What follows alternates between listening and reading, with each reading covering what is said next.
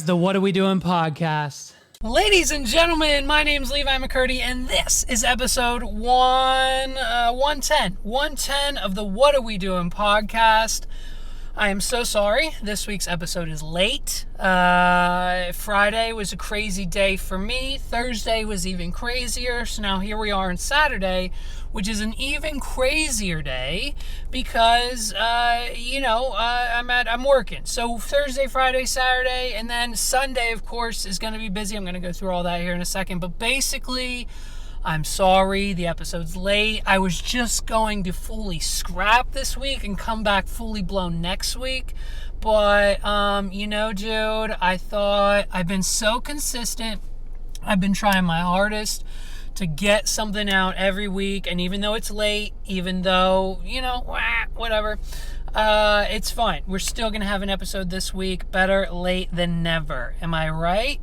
So let's go back a few days, right? Let's go back a few days to Thursday. Thursday was the second night of Stage Fright Live. If you don't already know, Stage Fright Live is a 3-night Battle of the Bands event happening at Mickey's Black Box in Rock Lidditz, hosted by Tone Taylors, sponsored by Pixel and Hammer, Gator Cases, Here Music Studio, Spring House Brewery, like you name it. There's so many other sponsors I'm not even mentioning. I'll have all the link and all the information down in the screen below, in the description, not on the screen, in the description, so you can actually click it, because the finale's coming up. We got like 10 days. We literally, as soon as you're seeing this, we've probably now only have 5 days. But as of recording this, we have like 10 to 12 days to make the finale the biggest thing to ever happen in Lancaster County. So, if you haven't done so already, go to stagefrightlive.com. Stage Fright Live, it's spelled the way Stage Fright Live would be spelled. Stagefrightlive.com. There's big beautiful buttons that say buy tickets. Okay, and we've got 2 bands that are going to battle it out head to head, the winner of night 1 and the winner of night 2. And the names of those bands, I'll tell you what, I know one of them's Still Flow, and I know the other one is, I forget. Honestly, I am so sorry. I have so many things going in my life that I honestly forget the name of the other band in the finale. I will have that on the screen as well. Listen, a lot of editing. I set myself up for so much editing with this podcast. So yeah, dude, I mean, we're cruising and bruising. So Stage Fright Live night 2 was great. We had 3 bands battle it out for night 2. And then everyone voted. We got t-shirts made. If you didn't get a Stage Fright Live t-shirt, get one. You know what I mean? They're on sale now. We should have a link to that on the website. I think it'll probably be, check out stagefrightlive.com/t-shirt. And I guarantee you that link will probably redirect you to the place where you can buy a Stage Fright Live t-shirt. So, if you like local music, if you like supporting local music, local artists, bands, rock and roll, that kind of stuff, come to the finale. And I'm pretty sure the finale's got a costume contest. We're doing a costume contest. I think the winner of that wins a prize. We're doing a random raffle for someone who is there at the finale. We're giving away a guitar. We're giving away prizes to the bands. There's so much going on. StageFrightLive.com is where you need to get all of the information. So if you didn't come to the first one, Sandy Dunkel. If you didn't come to night 2, Sandy Dunkel, you definitely need to mark it on your calendar. October 12th, Stage Fright Live, final night. 2 bands are going to battle it out. Blair Mills Band, I'm pretty sure is the name of the other band. You'd see it on the screen already, probably, because this is in post. So I'm pretty sure it's Blair Mills versus Still Flow. Stage Fright Live, I mean, the second night was a rocker, and the finale with the costume contest. I've got like 3 to 4 costumes already planned out for the evening. Like, you don't even, I mean, it's literally like, like between every band or every intermission or every portion of the show, I'm most likely going to have a different costume on that is, culturally relevant. And it makes sense. It makes sense. Like, here's a sneak peek, okay? Because I am the host of the entire show. It's Glenn and I. I am the host. And honestly, the reviews are kind of in. The last 2 shows, I was pretty much, as the host, I was on a roll. So I got a whole butter outfit. I'm going to be a whole stick of butter for part 1.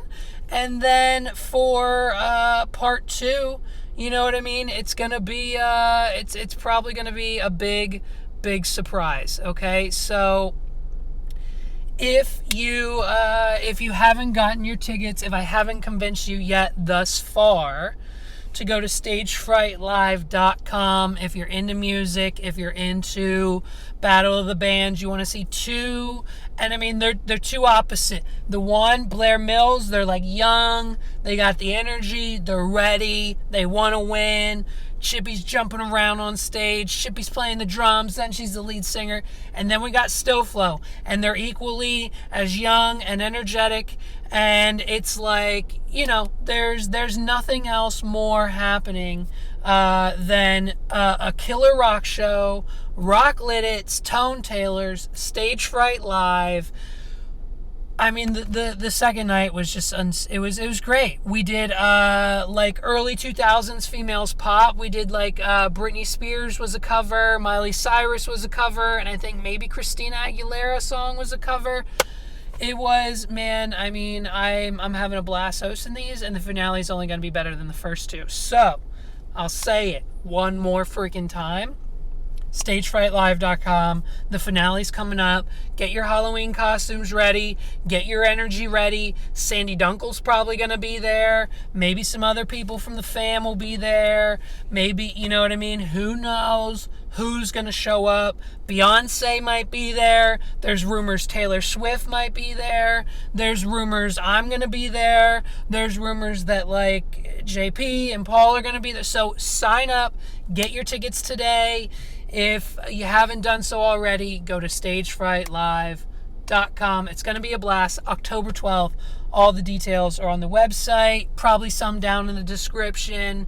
And so, man, that was Thursday. That was Thursday. So then Friday, obviously, we all just kind of took a breather. Planning an event like this and just having to be there for most of the day and set up and tear down. It's a little exhausting. But nonetheless, we got it through. So we did a little bit of work on Friday, but my normal recording day for this podcast is Friday morning/evening. And with that, I just kind of said, meh, to the podcast. And I'm sorry. You guys don't deserve that. You deserve someone who is dedicated every week. And that's why, you listen to podcasts like High Cheese, who's going on hiatus, and 280 Plus, who's still rocking it out every single week. So, and I'm in the car, as you can see, my sunglasses, okay, these are the best I could find. They were the random ones in my bag. I don't have my normal one. I could wear these. I feel like these aviators make me look a little What do you guys think? Glasses A, the Ray-Ban aviators, or whatever these are, glasses B. Maybe go back to these? Let me know in the comments. I don't know. But it's sunny out. We got to have the sunglasses on when it's bright and sunny out. So these were just kind of the ones I found in my bag. I know they're not my purple ones because my purple ones have no other use than being in studio sunglasses. Because, that's how we do it. We haven't had a podcast episode probably without the sun. There might be a very beginning podcast episode. I'm not sure. I have to go back because I honestly forget. I'm 110 freaking episodes deep into this dang podcast that I'm not really remembering too much of what we've done in the past. When did the whole sunglasses bit start? I'm not sure, but I will find out for you guys because someone knows. The one listener of this pod, well, I mean, I am the only one listener, but someone out there knows when we had the sunglasses on to first begin with. So, put in a freaking deet sports news update broadcast sound effect. Put that in here, please.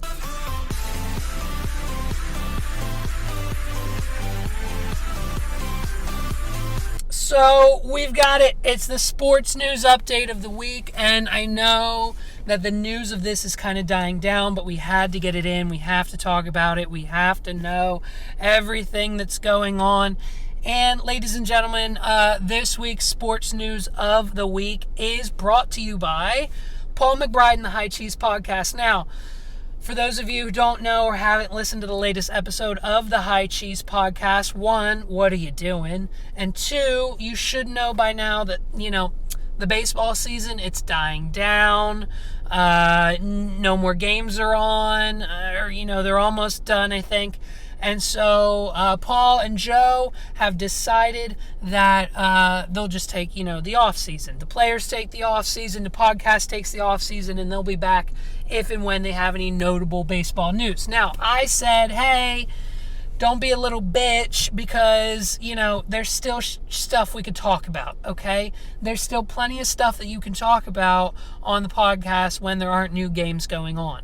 So I'm doing my best to get them back in, but nonetheless, one of Paul's 17 rabbits went into labor today, so he unfortunately could not be with us to give us this news, so I'm going to do my best to get through it myself. So he's basically giving birth to bunnies for the rest of the afternoon because that's what happens. These bunnies, they have litters. There's like hundreds of them. It's an all-day process. And so Paul's bunnies are, they're being born. So he's busy doing that. So I'm left here to give you the sports news of the week. And of course, what more are we talking about if baseball season's over and football season started and we're out the gate week 2, week 3 with a freaking Taylor Swift-Kelce scandal. Travis Kelce and Taylor Swift is all anyone can talk about. Literally, every single wife on this planet, every single soccer mom, every single female in your life up until this point had no idea who any of the players of the Kansas City Chiefs were. Not a single female in your life. If I said, hey, who's Travis Kelce? Not a single, you could not find me one female as of 3 weeks ago who knew who Travis Kelce was. But now we've got Taylor Swift entering the stadium. Okay? So, you know what I mean? The news hits the mainstream that Taylor Swift is single. Okay? She may or may not have been dating the Matt Healy guy from 1975. She may or may not have a boyfriend, and she's on tour, so she's kind of busy anyways. And that woman with that kind of caliber, listen, does she need a man on her arm? Yeah, maybe for stability and the mental well-being of having someone to cuddle with. But other than that, I think Taylor Swift's okay without Travis Kelce and his whatever, $3 million or whatever the average NFL contract a year is, right? What is it? $50 million for 3 years or something like that? Fine. He makes anywhere from $5 to $10 million a year. Taylor makes that in about 3 days. So, news of the week, Taylor's single and she's ready to mingle. And of course, everybody, myself included, you know what I mean? Sliding into her DMs. Everyone wants to slide into Taylor's DMs because she's available. She's off tour. She's got stuff, her Saturday nights are now free.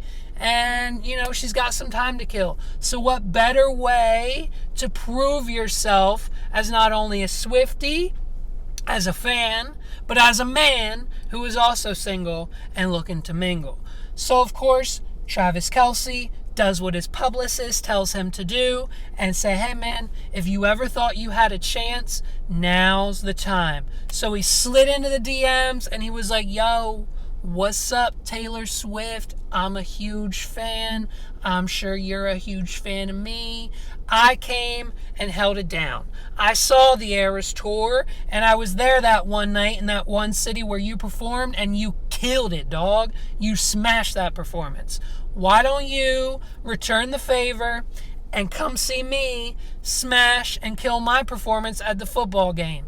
And so, what does a freshly off tour, I Gotta Break This Sunday Taylor Swift do? Call her mom, call one or two of her close friends, call the security team, be like, yo, we're going to see the Kansas City Chiefs play, and we're going to be in the fucking room, in the penthouse suite with Travis Kelce's family and all of his friends, because that's who invited us. And of course, we're going to be backstage walking, we're going to be in the underground tunnels together, linking arms, they got to make appearances. I don't buy it, and I don't think anyone else did.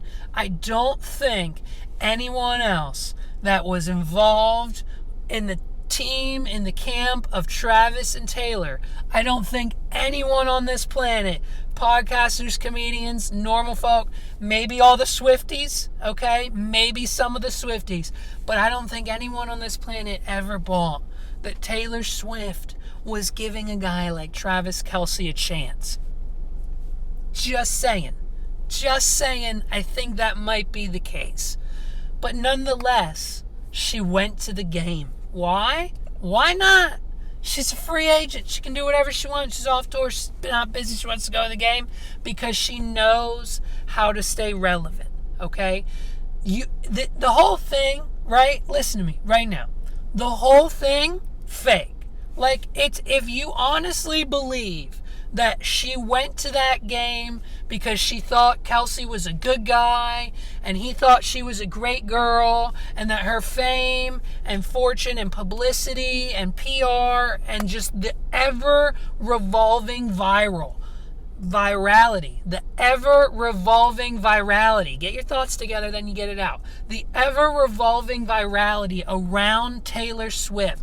The point that you have to reach to be as equal to and kind of surpassing, depending on who you ask, the Michael Jacksons of the world. Taylor Swift knows exactly what she's doing. Taylor doesn't do interviews. Like, let's just put all this out there. Taylor does not do... When's the last time you saw Taylor Swift go on Howard Stern, Elvis Duran, Ellen DeGeneres, Jimmy Fallon? When's the last time you saw Taylor Swift do a talk show? 5 years ago? 6 years ago? 3 years ago?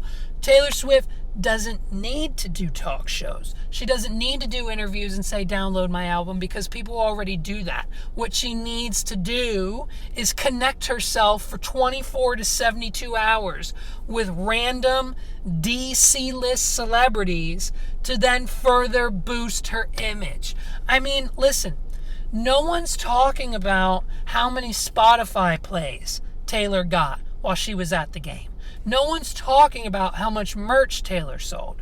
They were talking about the numbers from Travis Kelce, okay? His jersey is now worth 400% more. If it was worth $1,000 yesterday, it's now worth $5,000. The Kansas City Chiefs online merch shop freaking crashed, dude. The number of people who watched that game was like 3 times the normal amount of people who watch a football game, because everyone knew Taylor Swift was there. And another reason why we know that this was just part of staying in the public eye as one big grand scheme of a publicity stunt is the fact that the stadium knew she was coming. They knew she was coming, and they reached out to the record label. They said, hey, Taylor Swift record label, we want to play, whatever Taylor Swift song when Casey inevitably gets the touchdown. When Travis gets the touchdown, we want to play, Shake It Off or whatever Kendrick Lamar. And Taylor said, no way. Taylor denied the studio access and rights and the proper permissions they needed to play her music during that game, because she knows what she's doing. Taylor doesn't need another contract deal with that stadium to have the licensing rights to play her songs, because the fans who are there are going to give her the same amount of numbers that the stadium would. It's all part of the game, dude. And Taylor knows how to play it. And let's be honest, Travis knows how to play it too, okay? That man played the best he's ever played in any NFL game history. Some would argue, yeah, the Kansas City Chiefs won the Super Bowl. We'll get to that in a minute. But, you know what I mean? He was getting touchdown after pass, catching the ball, doing the damn thing. And, bro, let's be honest. If I've never played a football game in my entire life, and they said, McCurdy, you're strapping up, we're putting pads on you, you better run as fast as you can, and you better catch that ball. If I did that, knowing that Taylor Swift was in the stadium support there for me, in my box, supporting me, dude, I mean, how do you not play your best that day? And that's exactly what he did. Because you've got someone like Taylor freaking Swift in your VIP box. I mean, the numbers are ecstatic. Not only, of course, did all of her Spotify streams bust through the roof because of all the football fans, but now all of the football fans who are Taylor Swift fans, all of the Taylor Swift fans are now Travis Kelce fans. And so they've done this genius marketing. And then the getaway, the like 1950s grease car vehicle, drop top convertible with the rock down and his arm hanging out the window. Listen, dude, Taylor Swift rolls with Secret Service level security. Taylor Swift has a triangle point of 3 men in suits around her at all times. I'm talking military tactics. I'm talking ex-cops. I'm talking ex-Navy SEALs. Probably one of the guys who got Bin Laden is on her security team. Taylor Swift doesn't F around. And if you think that she left that stadium in a drop-top convertible alone with some guy, Travis Kelce, football player that no one's never really heard of up until this point in his life, like, it's kind of not real anymore. Like, it kind of becomes something that you don't really, like, look at this big facade that we're putting up to boost his numbers, to boost hers. And then in probably a month, this October, she's probably going to go hang out with someone else. And we're going to all be talking about it. What'd I do last week? I talked about Taylor Swift and Sophie Turner hanging out. And now this week, we're talking about Taylor Swift and Travis Kelce hanging out.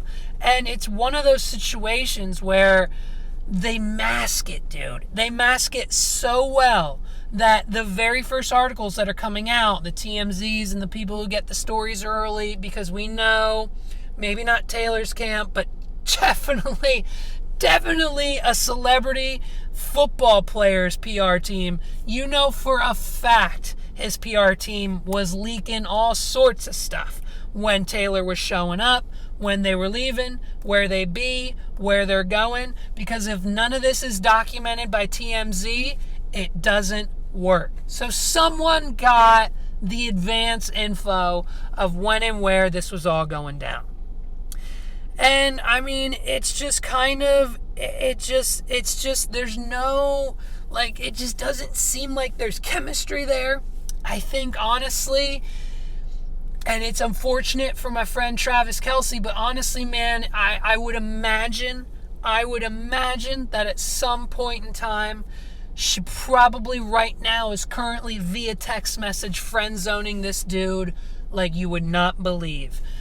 Unfortunately, I don't, you know what I mean? I didn't listen to the whole Travis Kelce podcast because, of course, Travis Kelce has his own podcast. And, of course, this past week's episode, you know what I mean? They had to talk about it. They had to go through it. They had to bring up the drama, bring up the Taylor Swift stuff, claim that, like, it was innocent and he just wanted to hang out with Taylor because he thought she was a good girl and, like, you know, he just maybe wanted some support at his game. Of course, we played it off like, you know, we didn't exactly know everything that was about to unfold. But man, I mean, so and of course, they won the game. They won the game. The Kansas City Chiefs won the game. And I would imagine, I'd be so curious to see, what do they do? They're playing again tomorrow, probably. Tomorrow's Sunday. Let's see who shows up tomorrow. If Taylor Swift shows up to the Kansas City Chiefs game tomorrow, if they're having one, I don't know the schedule. Again, I'll put it on the screen. I'm in the car, people. If there is one tomorrow, maybe it'll be Monday. I don't know how that scheduling works, but if they do play tomorrow and T Swift shows up, then I will come back on this podcast as an emergency broadcast, and I will bite my tongue and admit I was wrong. But I guarantee you, we do not see Taylor Swift. Put money on it. Who's betting? Put money on it. I guarantee you we do not see Taylor Swift in another Kansas City Chiefs game this season. We'll see. We'll see. Now, some people would argue, and some people would believe, that this whole thing was just a setup for something completely outside of Travis Kelce's professional football career. Because if you follow Travis Kelce, now we don't, but we do our research here just a little bit on the What Are We Doing podcast, and I may or may not have Googled some things the last week or two. Last year, or the year before, whenever it was, I think it might have been 2021, 2022, sometime in there, the Chiefs won the Super Bowl, right? And let's be honest, if they didn't win the Super Bowl this last time or the time before that, would Taylor have shown up? I don't know. If Travis Kelce didn't have that Super Bowl under his belt, would Taylor have shown up to the game last week? We'll see. I don't know. These are all just hypothetical questions that I'm asking you to put in the comments at your answers down below. So, it's just, man, it's one of those things that I don't quite understand. So, I apologize.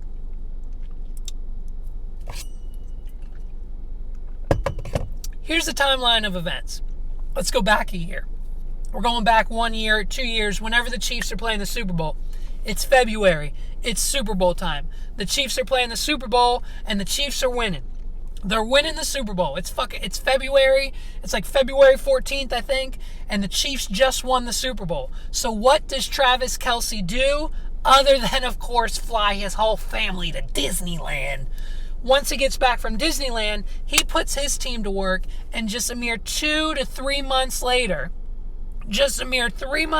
I think in May, March, April, May, yeah, so like 3 months of planning, we get the Travis Kelce Music Festival. Kansas City, he's putting it on, I think it was in Kansas, I don't know why it wouldn't be, they're doing it in Kansas, and this is like a legit thing. It's a legit thing. We got an amphitheater. We've got 5,000 people there. We've got Machine Gun Kelly headlining the first ever Travis Kelce Music Festival. And if you're like me, when I found out this information and you were like, that's odd. Like, why does Travis Kelce, a professional football player, have a music festival? And the only real reason is obviously money. He got a company that does it. They do all the music festivals for Shaq and whatever other celebrity, mainly sports celebrities, want to put on an event. They do it for you. They find the people. They handle all the money and the ticketing and everything like that. So he didn't actually do much of the work. But nonetheless, 3 months off that freaking Super Bowl win, and Travis Kelce has got himself a headliner of MGK, I think like another mainstream rapper and another opening band that we've pretty much heard of, graphic on the screen.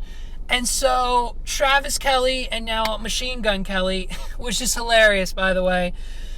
We've got we've got the Kellys at the music festival. And so when I learned this information, I thought to myself, wait a minute, that makes a lot of sense.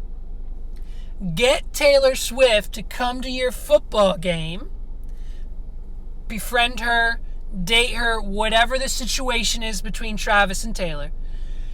Get her to come to the football game, And then when you inevitably use her virality to give you that boost of confidence at every football game after that, whether she shows up at a second game or not, again, I'm not hopeful, but whether she shows up at another game or not, he still now will ride this roller coaster for probably the next 3 to 4 games, which should put them in a spot to hopefully make it into the playoffs, aka the Super Bowl, aka another chance to win, aka we do a second Travis Kelce music festival. And who do we call to headline the show this time? None other than our new best friend who loves nothing more than spending her Sundays off in our VIP Kansas City suite to watch the game, than T-Swizzle, baby. Who else are you going to call if you put on yet another music festival after winning yet another Super Bowl? So basically, Travis Kelce, marketing genius. Whoever came up with this plan should not only get a raise, but should probably move on to bigger and more high-profile clients, because this was good. I'm telling you what right now. Mark my words, bookmark the link, save the clip, screenshot it, do whatever you want to do, but please understand me. If, and this is a big if, but if the Chiefs get anywhere close to, if not into the Super Bowl, Travis Kelce will in fact have a second Kansas City amphitheater, look at me, music festival. And I guarantee you, he probably will not be successful, but I 1000% know that he will firstly call or text or DM Taylor Swift to see if and when. Like they probably honestly already need the date set. If they're going to do it again this year, they're probably going to need the date set. And so, you know what I mean? Like if they are planning the music festival again this year, they just can't hop into the Super Bowl in February and then pray that Taylor Swift is available come March or May. We got to plan that out way ahead of time. So whether they've announced it yet or not, whether they are planning, I'm just saying it's a little coincidental. It's a little coincidental that Travis Kelce, out of all people who have ever participated in or won a Super Bowl in the NFL, then goes off 3 months later and has his own music festival. I think it's called Kelce Fest. If I didn't mention it, what's it called? Kelce Jam. He calls it Kelce Jam. You can go to kelseyjam.com to see the lineup and the people and the artist and the amphitheater where it was.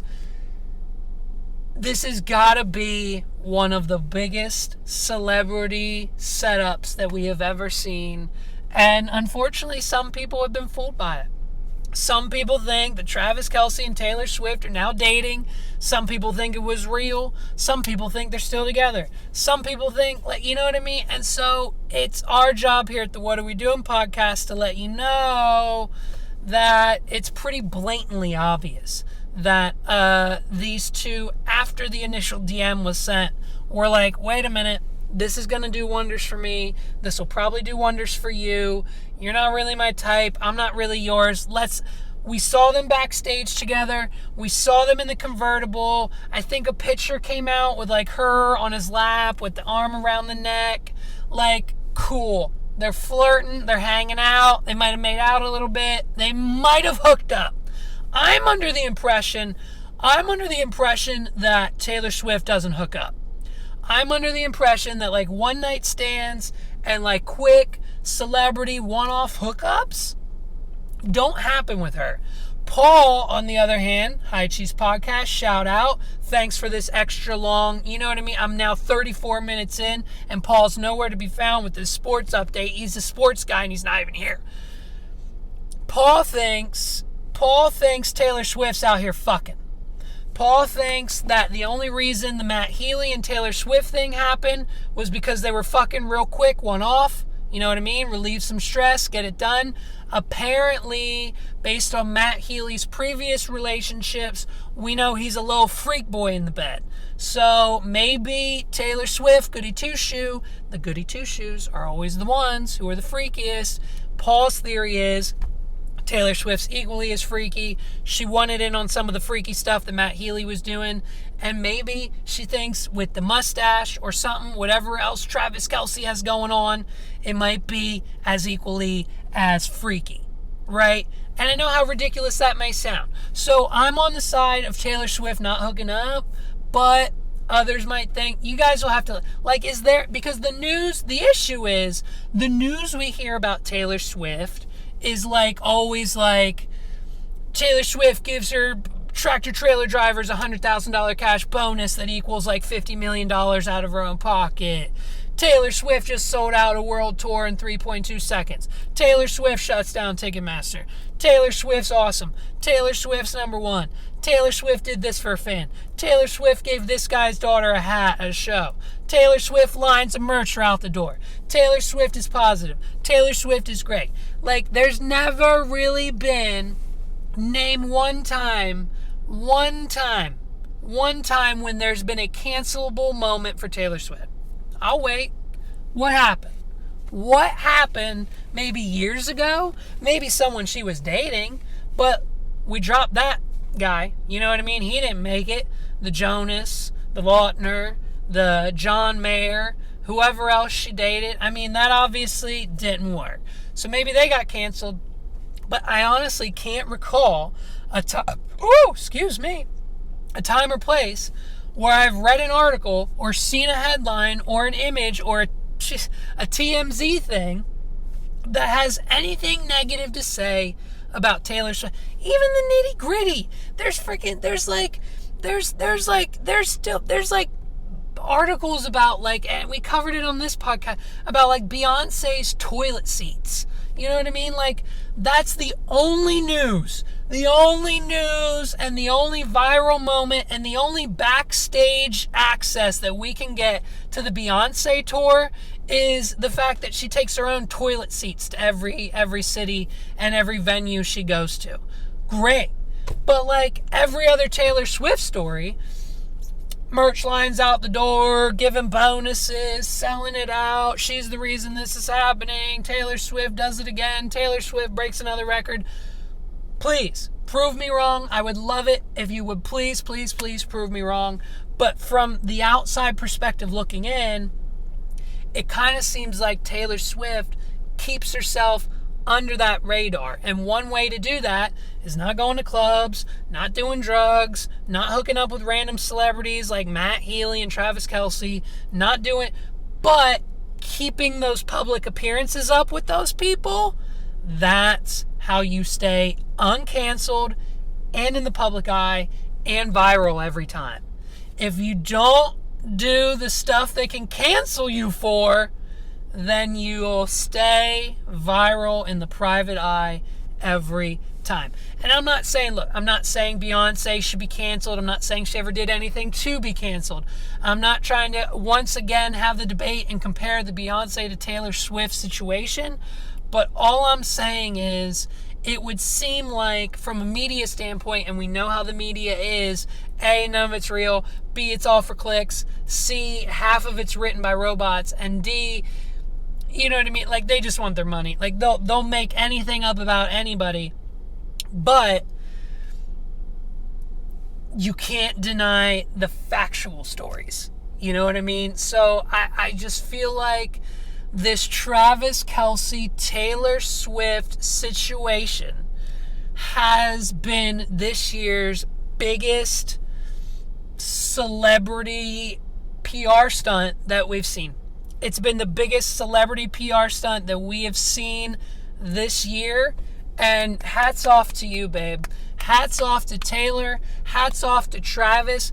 Because who knows? If he would never have sent that DM, he probably would never have had her at that game. and the universe aligned. Now, who knows? Maybe they had this planned and the whole DM story was just the easy way out because that's what everyone does. He could send it, screenshot it. Look, I sent a DM. We didn't talk to her team weeks in advance. It was just a DM, and she said, sure, bet, and showed up to the game, and I'm innocent, and I'm Travis Kelce. I don't believe it. I think it was all set up, and it's unfortunate, dude, that that's what we're doing now, and I think it's smart on her end. It's unfortunate. The unfortunate part about it is that 99% of America was fooled by the fact that they thought Taylor Swift is now dating exclusively Travis Kelce. So I can't wait. After this episode, I'm probably going to go look up when the Chiefs play again so I can make sure I know if she's there. I'm sure if she is, it'll be all over Twitter like it has been in the last 3 weeks, because we're dying down now. This podcast is probably the very last one to talk about the Travis Kelce and Taylor Swift news. Like, I'm so late, I'm so far behind, but I'm going to wrap this shit up right now. That way you don't ever have to hear about Travis and Taylor Swift ever again. And, you know what I mean? We're going to move on to the next celebrity. And, I think, honestly, like, who do we see Taylor Swift with? Because if it's not with Travis Kelce, then it would have to be someone like, who am I thinking of? Not Zendaya Spider-Man, not Tom Holland Spider-Man, but the other one. Not, I'm going to say them all before the one I get to. Who's the Spider-Man? Not Tobey Maguire, not Tobey Maguire. Andrew Garfield. That's it. Andrew Garfield. Taylor Swift and Andrew Garfield are that's what if you had to envision someone with Taylor Swift, like if you're a Swiftie, I'm just talking to the Swifties now, okay? If you had to envision, because I know the Britney Spears fan base is this crazy, and like whoever Britney Spears, if and when she inevitably ever dates anyone ever again, we're going to put them through the fucking ringer. I'm talking like background checks from every other Britney Spears stan on the planet. Every other, you know what I mean? Britney Spears in her kitchen, dancing with the knives, clanging them together, making them sound like real knives. That's probably another Hollywood story that I don't buy, but it's a story for another day because I'm done talking about Britney, because it's the same shit over and over again. At least with Taylor, she switches it up. So I'm talking to the Swifties now. Swifties, who do you want to see Taylor Swift with? If it's not Travis Kelce, okay? Because we all know, you all saw the interview. Every single Swiftie is on the group chat right now sharing links of the Travis Kelce interview with his ex. You all saw the Travis Kelce Insider Edition interview with the ex, and she's coming out like, listen, Travis is a great guy. He's a great guy. He's a great football player. I love Travis. He'll be my friend till the death of me. Travis Kelce he's a great guy, and I wish him and Taylor Swift, I wish them the best. Like, literally, Travis Kelce's ex pulled out a freaking Donald Trump on him and said, I wish them the best. And then she followed that up with the lines, once a cheater, always a cheater. And so now the Swifties have pretty much declared no go for our man Travis Kelce, because if inevitably he cheats on Taylor Swift, oh good Lord, help the internet that day. If they do, which they won't, so don't worry, but if they do inevitably make this relationship official, then boy oh boy, will he have some growing up to do. Because if in fact he did cheat on his ex, like she had mentioned in the Insider View video interview, if Travis Kelce is a serial cheater in his relationships, I'm not saying he is, I don't know him personally, I'm just taking the word of his ex on the interview, but if he is, it's probably inevitable. If he did it, like, you know, in his professional career, like a year or two ago, 3, 4, 5, if he cheated within the last 5 to 10 years, then it's probably not looking good for Miss Taylor. So she really should take everything into consideration before going to another game. I'm just being honest. And so I think it's going to be a very interesting thing. Like I said previously, if she shows up to another game, I'll be extremely surprised. And I mean, hey, if she does, then I'll come back on here and I'll bite my tongue and I'll call them the cutest fucking couple of 2023. If they make it official and everything that I just talked about for the last 45 minutes is false in the next week or two, I'll come out. Oh, dude, I'll get right back in my car. I'll put these stupid aviator sunglasses on that make me look like a complete doucher, and I will get on here and I'll explain to you, look, sometimes we're wrong. Sometimes on this podcast, we're a little wrong on the facts. Because you know what I mean? The world's ridiculous. Why shouldn't Travis Kelce and Taylor Swift be dating? Like, it makes sense to most people who believed it. Not me. But like, hey man, if you think they have chemistry, then believe what you want. But I guarantee you, it doesn't happen. It doesn't happen. Here's one last quick PSA for everybody before we go. If you're like me and decided to do what they told you the right thing was after high school, and you have a set of student loans, they're due next week. Guess what, everybody? You got the emails. You got the notifications. Next week, baby, student loans are due. And guess who's not paying them? Me, dude. I don't know about you, but I can't freaking afford it anymore. We've literally all gone, now what, 3 years? 3 years.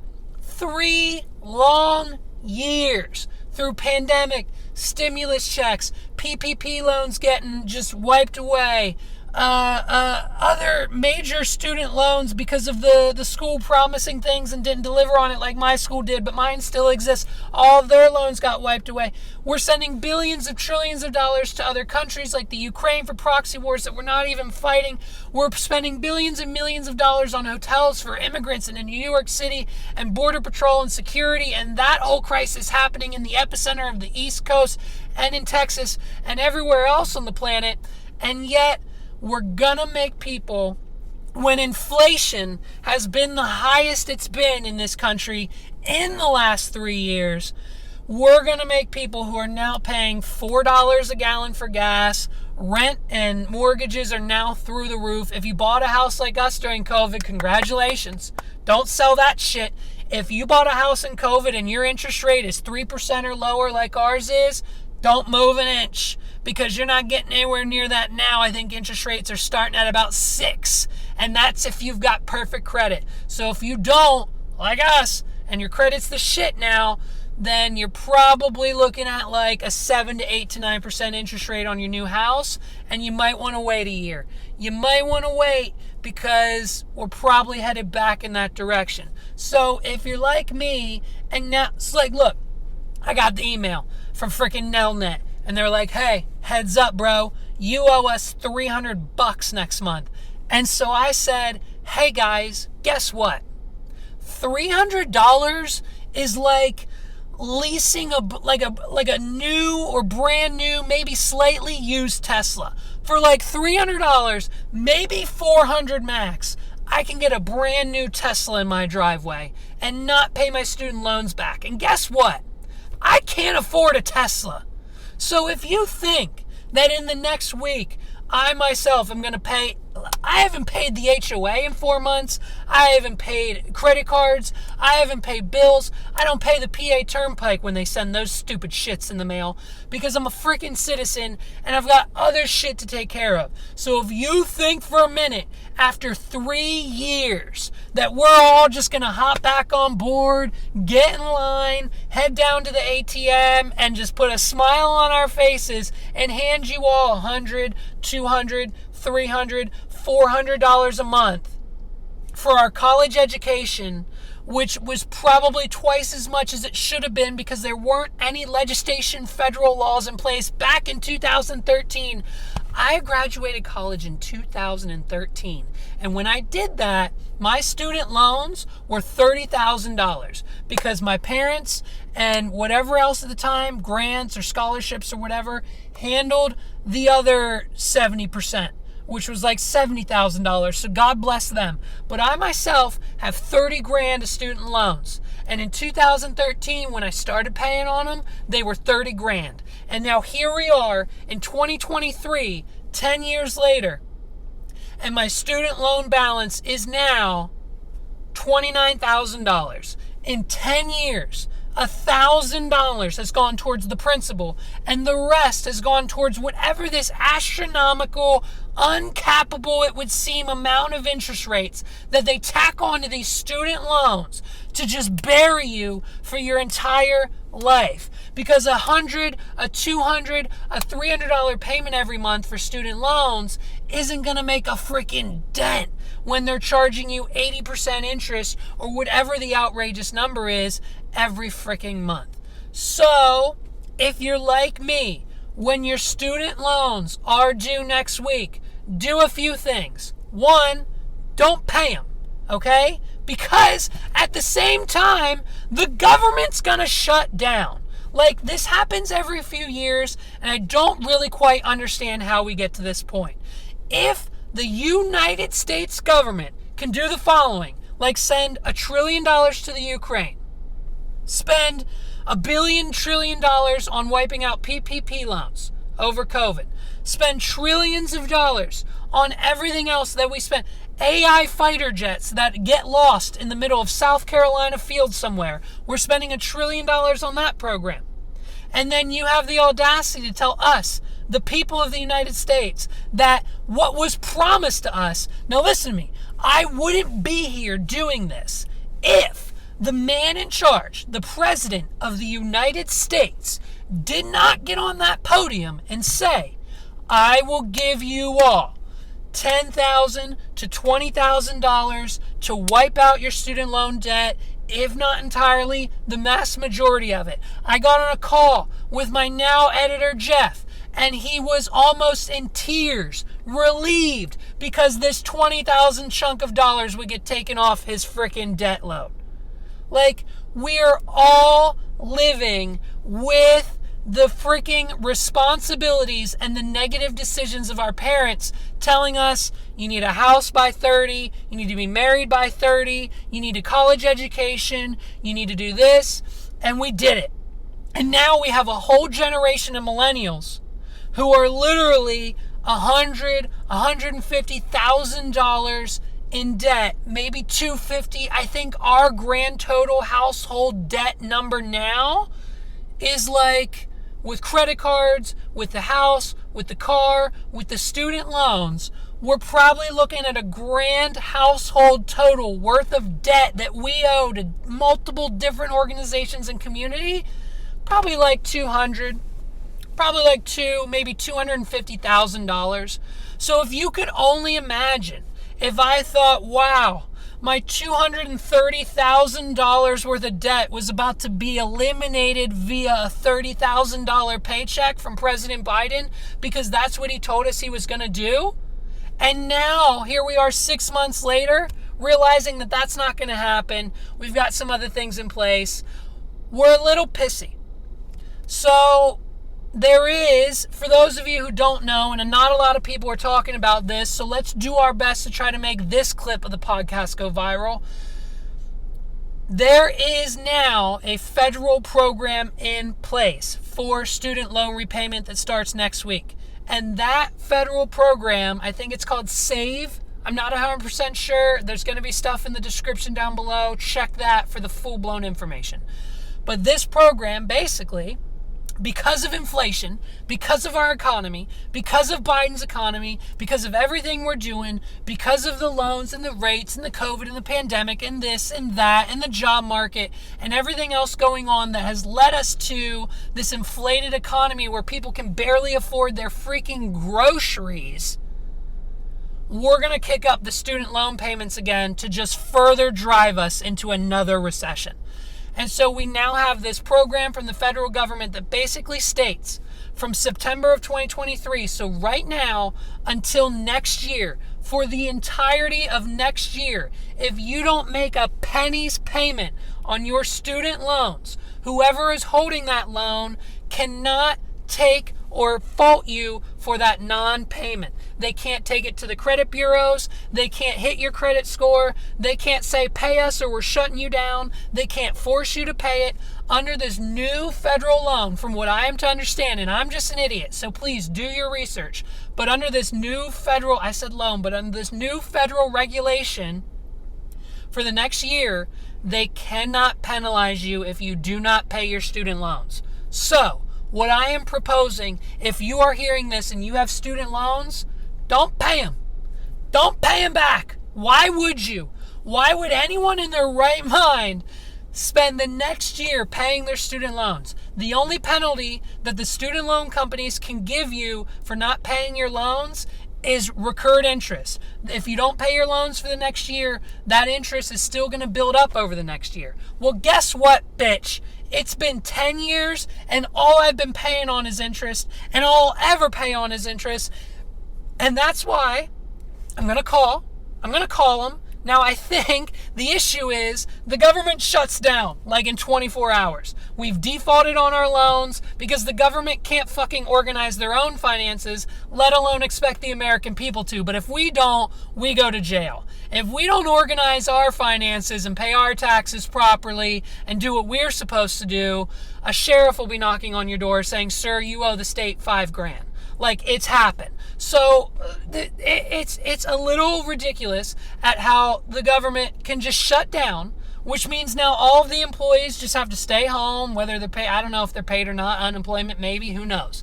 But because the government can't handle their finances correctly, because they're too busy looking for fucking AI fighter jets and whatever else we're doing on a daily basis, we've now got to shut down. And because the student education, whatever department is part of the government, about like 20% of all the employees and the freaking people that you need to call to talk about your student loans are going to be at home, not working because the government shut down. And that's another piece of bullshit to the pie to add to the fucking bullshit chef salad that we're building here in the United States, is that the same day the government shuts down is the same day they expect you to pay your student loans back. And guess what? The government shutdown doesn't affect it. You got to pay them back either way. So I'll say it again. If you owe student loans and your payment is due, don't make a dollar payment to that account. Don't do it. Spend the next year balling out, living your life, doing the same shit you were trying to do, living the same life you were trying to live the last 3 years before someone just tossed this brand new, which it's technically brand new. Yeah, we all knew it was coming. Yeah, we all knew it was there. But when we've got the president of the White House in the White House promising he's just going to eliminate it all eventually anyways, like that gets our hopes up, and now I'm a little pissy that I got to pay again. So, sounds like a lot of guys and a lot of privilege coming from this end of thing, but if you really sit down to think about it, if we all don't pay back our student loans, they will be forced to do something. They will be forced to do something and probably just get rid of them all. It's about where we're at now, but we need a few more people to take a few more steps, and then we would probably have, listen, if the Democrats want to win 2024, I didn't mean to go fully political, but if the Democrats want to win 2024, because right now, there's no way whoever they put up to run against Donald Trump, no way a Biden's going to win. No way a Kamala Harris. No way anyone else. No way whoever they put up. If the Democrats want the 2024 election, they must cancel all student loans, because that will not only boost the economy and take it to the freaking stratosphere, because then everyone will be like, whoa, they did it. They canceled my student loans. Spend. Let's go on vacation. Let's celebrate. And the economy, I guarantee you, the minute they get rid of student loans in this country, because we don't have them in every other country, do we? The minute they get rid of them, the economy will boom. and the people will be happy. Fuck whoever's crying about it in Texas, whatever Republican senator's crying about it in Texas. The guy who stopped this whole thing, by the way, got his friggin' PPP loans wiped scot-free. Like, not a penny to pay back for those. But God forbid the government decide to cancel, I don't know what. I think it's like $30 billion. I literally think it's like $30 billion. The exact amount, twice as many dollars that we accidentally sent to the Ukraine. And the student loan crisis will be gone forever. Ladies and gentlemen, my name's Levi McCurdy. Thank you so much for watching. Whatever you do, don't pay your student loan back for at least another year, and let's see what happens. Thank you guys so much. We're going to hit episode 111 next week, and it's going to be a freaking blast. I can't wait. Check all the links down in the description below. Check all of our sponsors. Check everyone who helps make this podcast a thing. Check the clips. Go to wadpod.com/YouTube and subscribe if you haven't done so already. Join the 1,300 people that are there watching every single day. We try to put up a clip or a short or something. Thank you guys for watching. My name is Levi McCurdy. This has been the What Are We Doing podcast.